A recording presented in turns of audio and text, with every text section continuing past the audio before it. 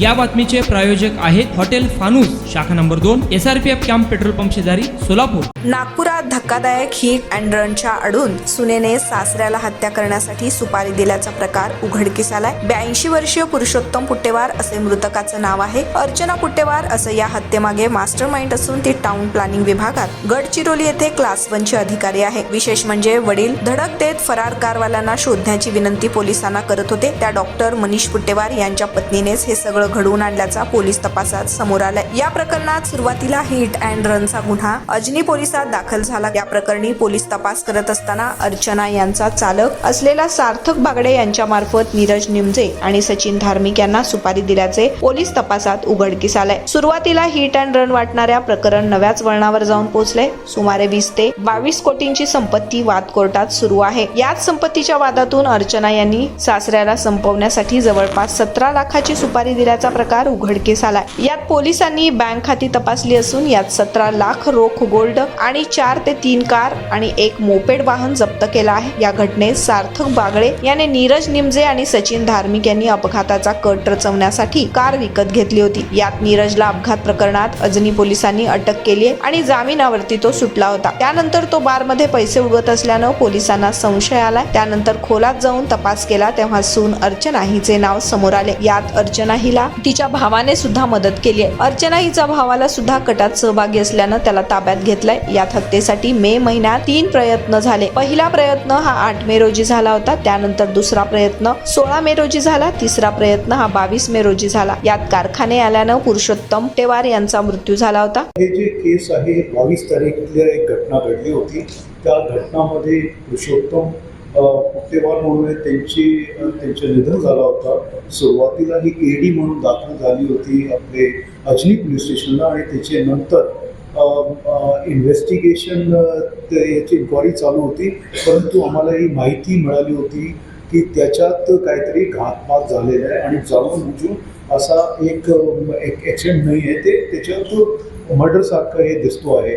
म्हणून आमचे अधिकारी त्याच्यात कामावर लागले होते, आमचे क्राईम ब्रांचचे, आणि ते पॅरलल इन्व्हेस्टिगेशनमध्ये त्यांना मग हे कळलं की दिस इज अ मर्डर, आणि मर्डर त्या अनुषंगाने त्यांनी पुढची कारवाई त्याची चालू झाली आणि त्याच्यात त्यांनी जे मेन आरोपी होते, काय कारण होता आणि त्यांनी जे डॉक्युमेंटरी आणि इतर एव्हिडन्स कलेक्ट केल्यानंतर त्यांना कळालं आणि त्या गुन्ह्यामध्ये आत्तापर्यंत आम्ही 6 गुन्हेगार जे आरोपी आहेत त्याच्यात अटक झालेली आहे आणि त्या आता इन्व्हेस्टिगेशन आमचे क्राईम ब्रांचचे PI ते सध्या करत आहे आणि ह्याच्यात जवळपास 17 लाखाची प्रॉपर्टी म्हणजे त्याच्यात कॅश आहे, गोल्ड आहे आणि कार्स पण ॲडिशनली 4 वाहन जप्त करण्यात आलेले आहेत। त्याच्यात 3 कार आणि एक स्कूटर पण आहे। ते असे सध्या प्रकार आहे। या प्रकरणामध्ये हत्या करण्यापर्यंत पोहोचण्याचा मोटिव्ह काय होता?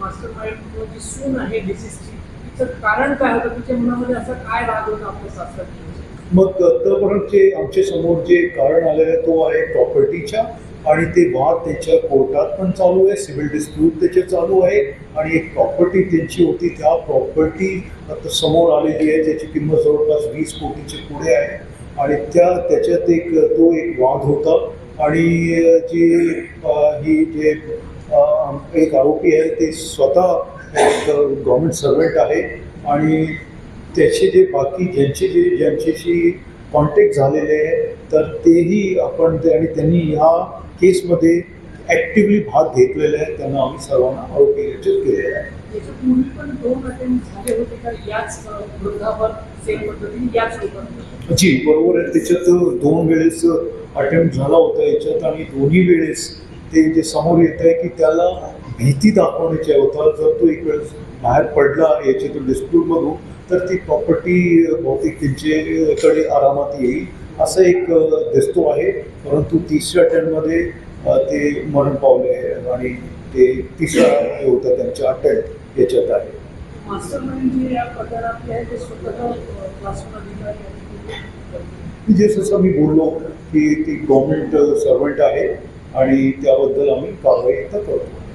सुपारी देण्यात आली किती सुपारी देण्यात आली होती? हे जे आहे आत्तापर्यंत जे निष्पन्न झालेलं काही कॅश देण्यात आला होता आणि ज्यांनी तो घेतला होता, ज्याच्या मार्फतीने झाला होता, ते आहे आमच्याकडे कॉन्क्रीट इन्फॉर्मेशन. अमाऊंट सांगा किती मोठी सुपारी देण्यात आली? बघा, हे जे आहे आत्ता जे ट्रान्झॅक्शन आहे ते आम्हाला दिसतंय. इतर पण गोष्टी आम्ही कॅल्क्युलेट करतो आहे की कसे कोण आणि कसे झालेले आहे, हे सगळं आम्ही करतो. यामध्ये अजून आरोग्याची वाढ होऊ शकते का? आम्ही अजून थांबलेलो नाही आहे की याच्यात अजून कोणी असू शकतो आहे का, परंतु आत्तापर्यंत जे आहे जवळपास 6-7 आरोपी यांच्या ॲक्टिव्ह पार्टिसिपेशन दिसतो आहे. अजून जर आम्हाला कळलं आणि निष्पन्न झाले तर आम्ही पुढची कारवाई चालू करू. सर, याच्यातून सुरुवात आहे, त्याला अजून मुलगा आणि मुलगी आहे, त्यामुळे त्या सुनेला याची हत्याकडून प्रॉपर्टी सरसकट जर सुनेला मिळाली नसते, त्यामुळे ती जे कारण वाटेला तुम्हाला अजून ते दुसऱ्या बाजूने तपासणार. जसं मी सांगितलं, जसे सर्कमस्टान्सेस आहेत सुरुवातीपासून आत्तापर्यंत आणि जसं हे घडलेले आहे आणि त्यांचे जे कबुली जबाब आहे, त्या सगळ्यांच्या आधारावर आम्ही हे केलं आहे. तर यामध्ये संपत्तीची सांगितलेली 20 ते 22 कोटी आहे की त्यापेक्षा जास्त आहे? बघा, हे जे आमच्याकडे जो मेन कारण हे आहे आणि यांची अजून काय प्रॉपर्टी आहे, आमच्या पॅरलली काम चालू आहे त्याच्याबद्दल.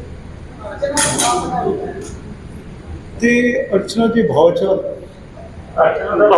वर्षानुवर्ष ग्राहकांच्या सेवेसाठी कटिबद्ध असणारे हॉटेल व्यवसायातील विश्वसनीय नाव हॉटेल फानूस. हैदराबाद रोडवरील हॉटेल फानूसच्या यशस्वी वाटचालीनंतर सोलापुरात आता नव्याने आपल्या सेवेत हॉटेल फानूसची दुसरी शाखा सुरू झाली आहे. शहरापासून जवळच स्वच्छ सुंदर वातावरणात फॅमिलीसाठी स्वतंत्र सोय, VIP गेस्टसाठी स्वतंत्र AC रूम, दिल्ली, मुंबई, हैदराबाद येथील स्पेशल डिशेस आता फक्त हॉटेल फानूस शाखा नंबर 2 मध्ये. या पहा, जेवणाचा आस्वाद घ्या. व्हेज नॉनव्हेज सह विविध प्रकारचे डिशेस, तेही तुमच्या बजेटमध्ये. फक्त हॉटेल फानूस शाखा नंबर 2 मध्येच. आमचा पत्ता SRPF कॅम्प, पेट्रोल पंपा शेजारी, बिजापूर रोड, सोलापूर. संपर्क 98 90 16 47 15 99 75 61 43 17.